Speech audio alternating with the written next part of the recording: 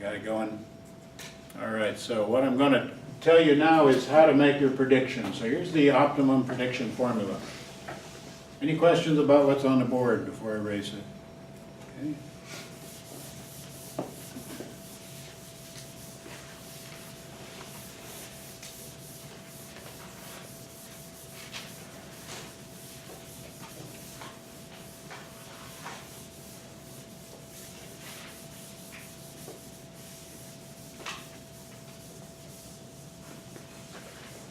All right, so you've just learned what's correlation good for? What's correlation not good for? For inferring causation. What is it used for? For making predictions. Prediction and causation are two different things. If you don't know anything, you guess the mean. And how well do you do? The mean squared error is the variance is the mean squared error. That's the average cost of trying to make a prediction. But if you know X, and X is correlated with Y, you can use X to predict Y. And you can use Y to predict X. We're going to let Y hat equal, pronounced Y hat, refer to the predicted value of Y based on xi. So if you know the xi, in this case we just went through an example of calculating the correlation between the number of times somebody was absent and the grade they got on the final exam, and somebody might want to use something like that to make such a prediction. We found there was a pretty strong correlation. If there's a correlation between x and y, you can use that to predict that. And we can define z hat y as the z-score of the predicted value of y. So sometimes you'll see this notation. It's the z-score of y hat sub I. And what we mean by that is that's the z-score of the prediction relative to the distribution of y. So it's the difference between the predicted value of y and the mean value of y divided by the standard deviation. So that's the z-score, or the standard score of the prediction value of y. And z hat, here's your prediction equation, z hat yi is equal to rxy times z sub x sub I. So this is called the prediction or regression equation. If you haven't memorized that already, then I want you to memorize that. It's a very simple formula. Regression formula that's just, you just take the z-score of x, multiply it by the correlation coefficient, and it gives you the z-score of the prediction, the predicted value of y. So let's see how to use that. So let's take an example. Here's a case where we know that x and y are correlated. So x sub I is equal to the parent's IQ. And by parent I mean the mother or the father, because it isn't going to make any difference. And y sub I is equal to the child's IQ.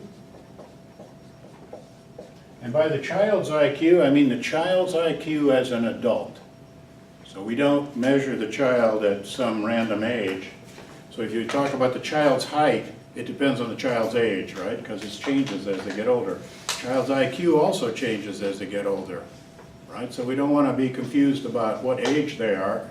So I'm referring here to the child's adult IQ. So this is the parent's IQ. This is measured as an adult. And the child's IQ also measured when they're an adult.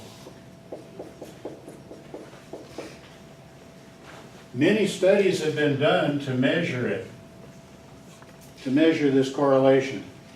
And the average correlation comes out to be xy is equal to 0.5. So there's a fact about IQ. I'll be telling you more about IQ, maybe getting started today, but certainly by next time. By next class, we're going to be talking about intelligence testing, an intelligence test.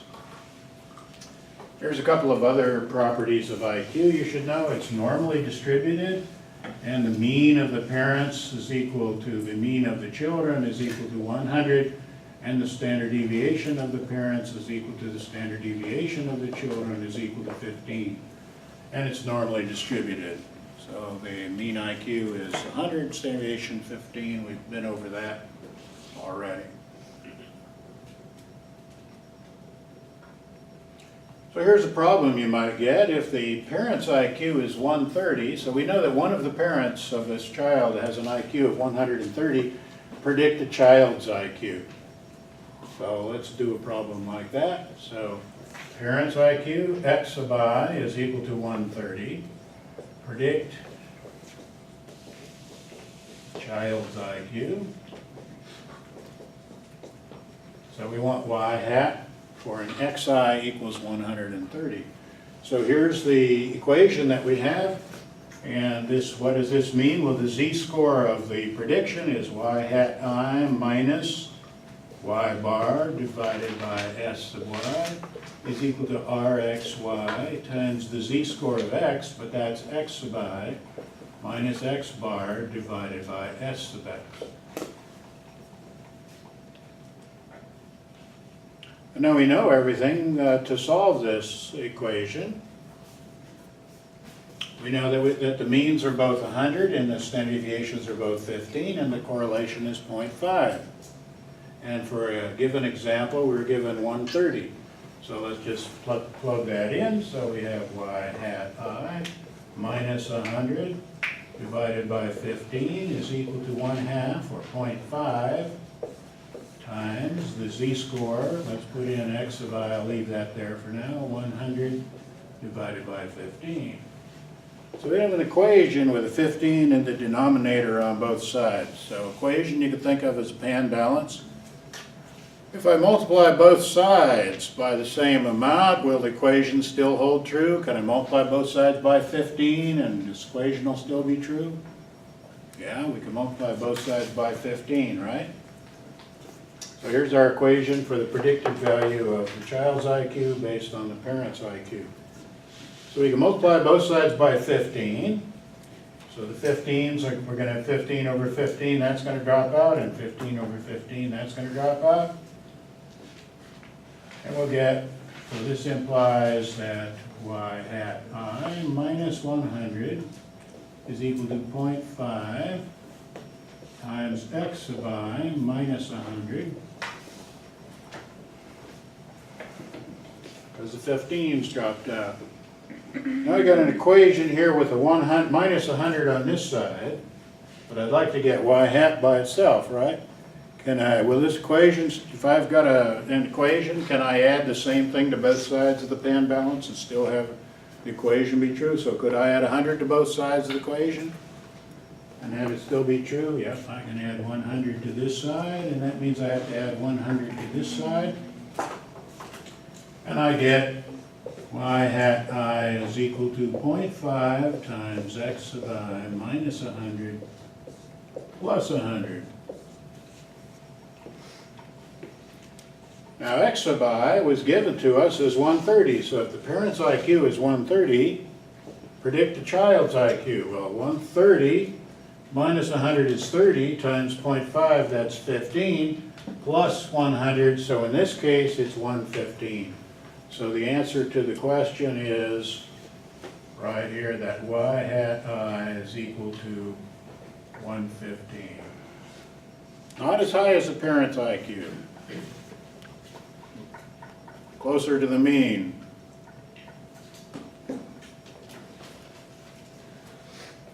Any questions about that? So everybody follow the steps. I use this equation. So here's the equation you need to memorize. This is the prediction equation, predicting y from x.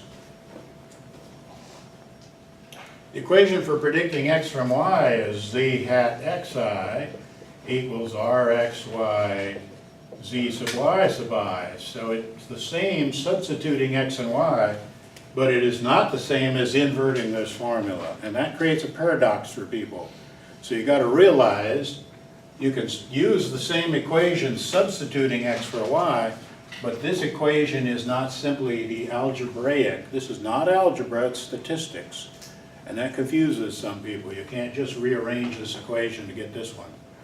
So that creates a paradox. So the predicted value of predicted z-score of x, you just take the z-score of y and multiply it by the correlation coefficient. But this line and this line are two different lines. Let's see what this line looks like. Well, what it says is, if I have a scatter plot with z-scores, here's 0, here's 1, here's 2, -1, -2, and here's calibrated in this direction. The predicted line goes through the origin, which means it goes through the z-score zx and zy. So notice that according to this equation, if the z-score for x is 0, the predicted value of y also has a z-score of 0, right? So 0, 0, the line goes through the point 0, 0. That means if you're at the mean of x, you predict the mean of y. So if the parent has a IQ of 100, you predict the child to have an IQ of 100. So it goes through the point corresponding to the mean. And the slope of the line is the correlation coefficient. So the slope of this line is going to be less than 1, and it's going to have a slope, in this case, equal to 1/2. This equation says it also has a slope of 1/2, but going the other way. And so this is the regression line going, this is the line with slope 1 in the middle. This line is going to have slope less than 1. This line drawn this way is going to have slope greater than 1, but with respect to the other axis also has a slope less than 1. Because the correlation coefficient can't go between -n and 1. It can't be less than -1 or greater than +1. Correlation coefficient is always between -1 and 1. Any questions about how to make that prediction? Let's do another one starting over again, all right?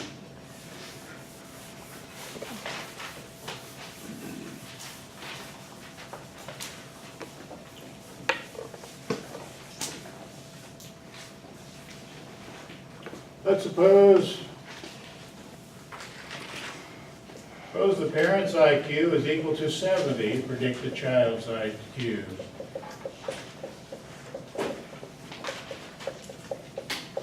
Where is 70 with respect to the normal distribution of IQ? Well, let's draw our normal distribution, see where we are. So here's our landmarks under the normal curve. We've got 34% between 0 and 1, and 34% between 0 and -1, 13.5% between -1 and -2, 2.5% below -2, 13.5% and 2.5%. This corresponds to 100. Add 15, we get 115. Add another 15, we get 130. Subtract another 15, we get 85. Subtract another 15, we get 70.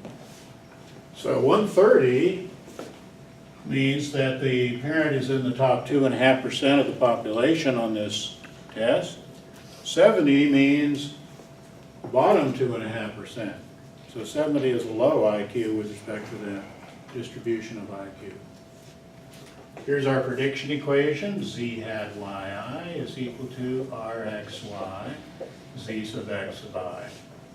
That's the thing you have to memorize. That means that y hat I minus its mean, 100, divided by 15 is equal to 0.5 times the z-score of x, which is now 70, minus 100 divided by 15. Why 70 minus 100? Because in this case xi is equal to 70. Why did I subtract 100 and divide by 15? Because that's the equation for the z-score. You subtract the mean and divide by the standard deviation. We can multiply both sides by 15 and we get y hat I minus 100 is equal to 0.5 times 70 minus 100, which is negative 30. What? Half of negative 30. So that's 0.5 times negative 30 is negative 15. So 70 minus 100 is negative 30 times 0.5 is negative 15. We can add 100 to both sides and we get y hat I is equal to 85. So if the parent has an IQ of, right here at the 2.5 percentile, you predict the child is going to have an IQ of 85. If the parent has an IQ of 130, you predict the child is going to have an IQ of 115. All right? What's the average cost of playing the variance game in this case? What's the distribution of children's? Now, is every child of somebody whose IQ is 70 going to be exactly 85? No, there'll be variance left over. How much variance will be left over? Well, the correlation is 0.5. What's 0.5 squared? Everybody all at once. 0.5 squared? 0.25. 0.25. That's how much percent off? 25%. 25% off. What was the original variance? The original variance is 15 squared. That's 225. So the variance of the child's IQ was 225, but we get 1 minus 0.5 squared is our discount. That's equal to 1 minus 0.25.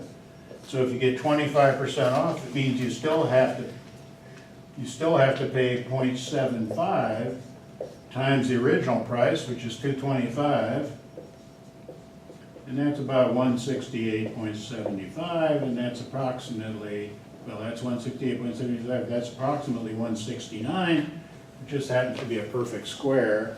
So the square root of that, the standard deviation of the children's IQs, once you know the parent's IQ, is 13. So the variance of the residuals, here's the equation for the variance of the residuals, y minus y hat, is 1 minus r squared xy times s squared y. That's equal to approximately 169. So the standard deviation of the children's IQs is the square root of 169. And so that's 13, approximately 13. Now, if you knew nothing about the child's IQ, you would have guessed 100 with a standard deviation of 15. But if you know that the mother has an IQ of 70, you predict the child is going to have an IQ of 85 with a standard deviation of 13. So the standard deviation has gotten smaller, but not, 15 to 13, that's not a huge change, is it? So that's the square root of 1 minus r squared. You're getting r squared off. That means you still have 1 minus r squared left to pay. And now we're taking the square root of it to get the standard deviation. So that is the distribution of IQs of children of a parent, one parent. The father or the mother has an IQ of 70, not knowing anything about the other parent's IQ. All right, so that's how you use X to predict Y and how to evaluate it with respect to the variance of the residuals. So you'll need to know how to do this to do the homework assignment tonight. Any questions about that? Questions? Okay. Means everything is perfectly clear. Right? So you'll work it out for homework and see how you can do. All right. The slope on the ZZ plot of the value of y against x, the slope of the best fit line, this is the least squares line predicting y given x. This line is y hat as a function of x. In this case, it's z hat y as a function of x. Z hat y as a function of x has a slope less than 1 equal to the correlation coefficient. And when it's a negative correlation, then it has a negative slope. All right, so let's take a look at some examples from Chapter 2 of CALIT.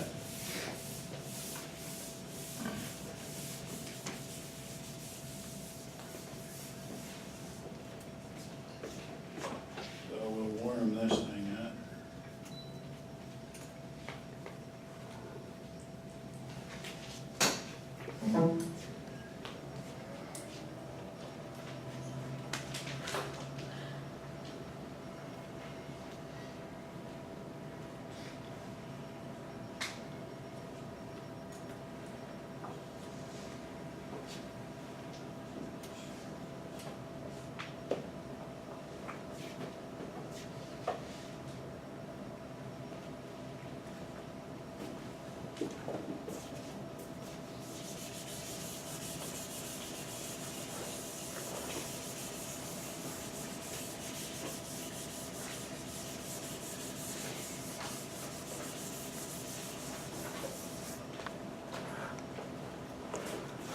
This one's over here, looks pretty clean.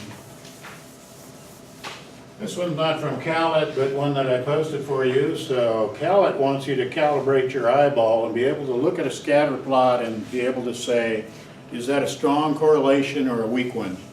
And what is the value of the correlation? So here's a perfect positive correlation. That's a correlation of 1. That means 100% off at the mall, predicting Y from X. Here's a high positive correlation, 0.8. Here's a low positive correlation, 0.3. Here's a 0 correlation. Here's a low negative correlation. By low, they mean not a strong relationship, but negative correlation. Here's a high negative correlation, negative 0.8, like the one we just had, negative correlation. And here's a perfect negative correlation of -1, also 100% off the mall. 0.8 correlation is what percent off? What percent off is, if the correlation is 0.8? 0.64, 64% off. Would you go to the mall for 64% off?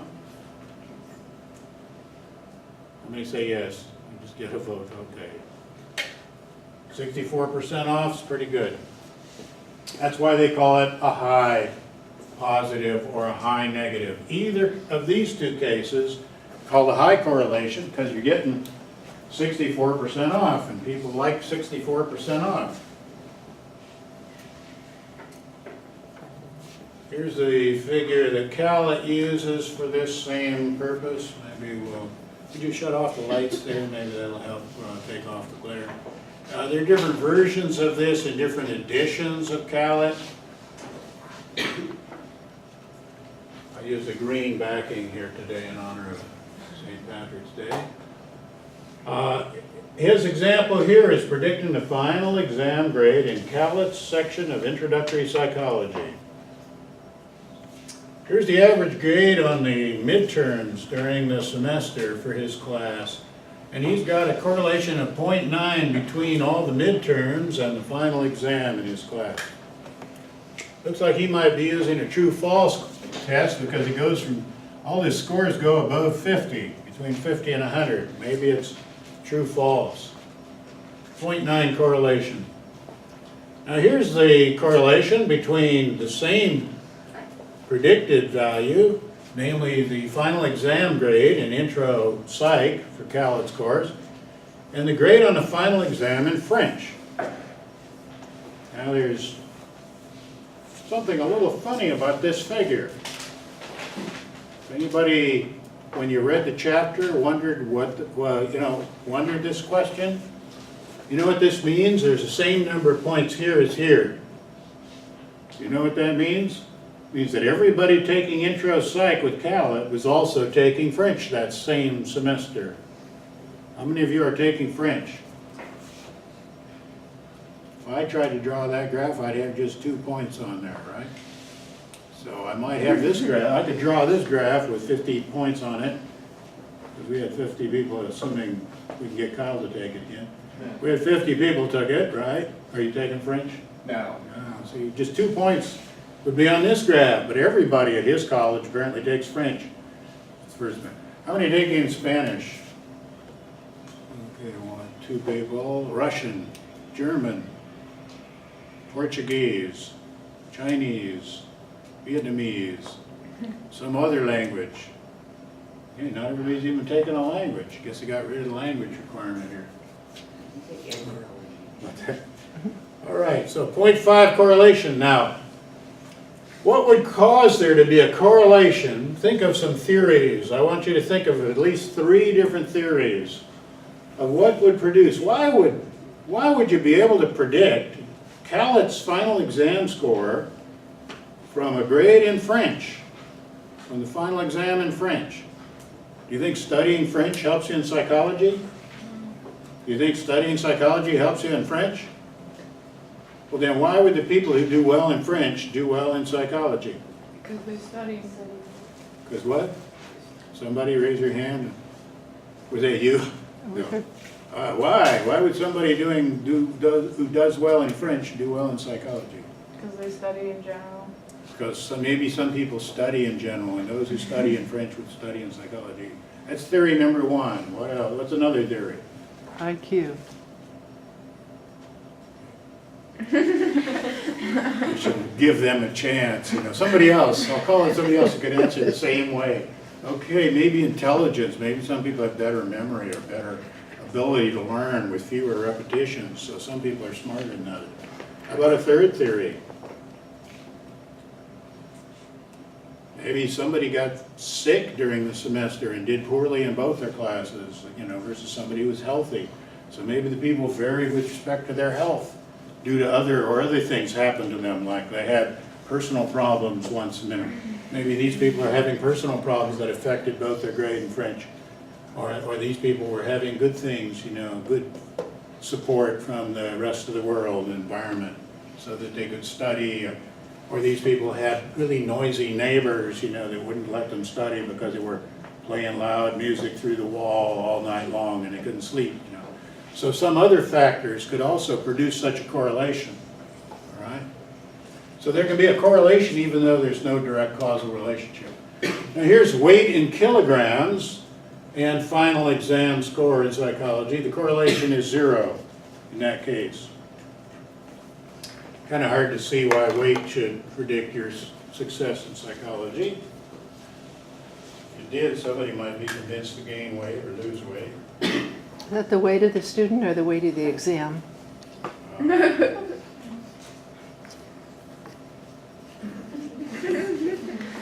I would tend to think that the more the exam weighed, it might tend to, if you made the exam weigh so much that student couldn't lift it. And different students had different exams, and some students had to have the exam that couldn't be lifted, that's made out of some really high, something way up there on the periodic chart, they couldn't pay, it would do worse, right? So you have a negative correlation. All right, number of hours watching television per week, and the final exam grade in Cowlitt's Intro Psych course, -0.5.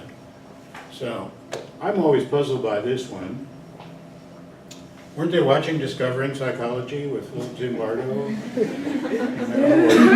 Or Brain Games on the National Geographic Channel? Have you folks been watching that at all? Anybody have the National Geographic Channel? Anybody? National Geographic? You have cable TV, anybody?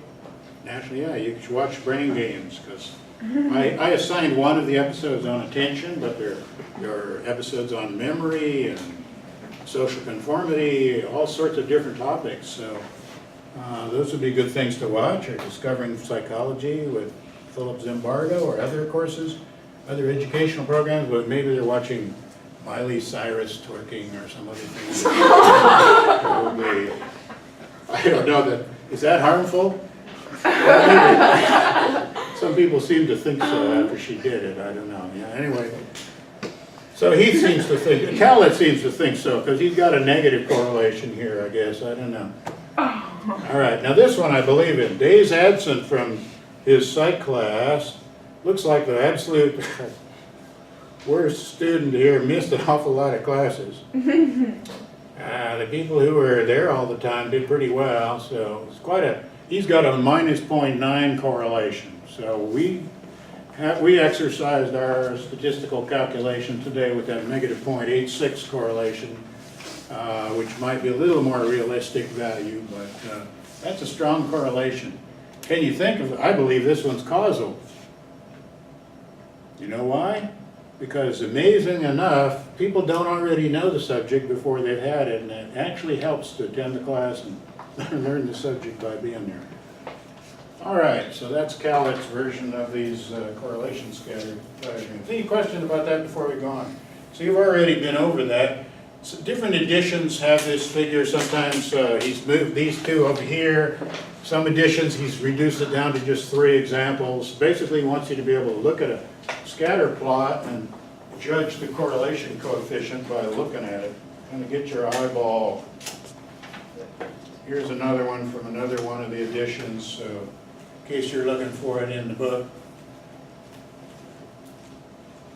Yeah, that's basically the same information, just plotted differently. All right, let's talk a bit about evolution.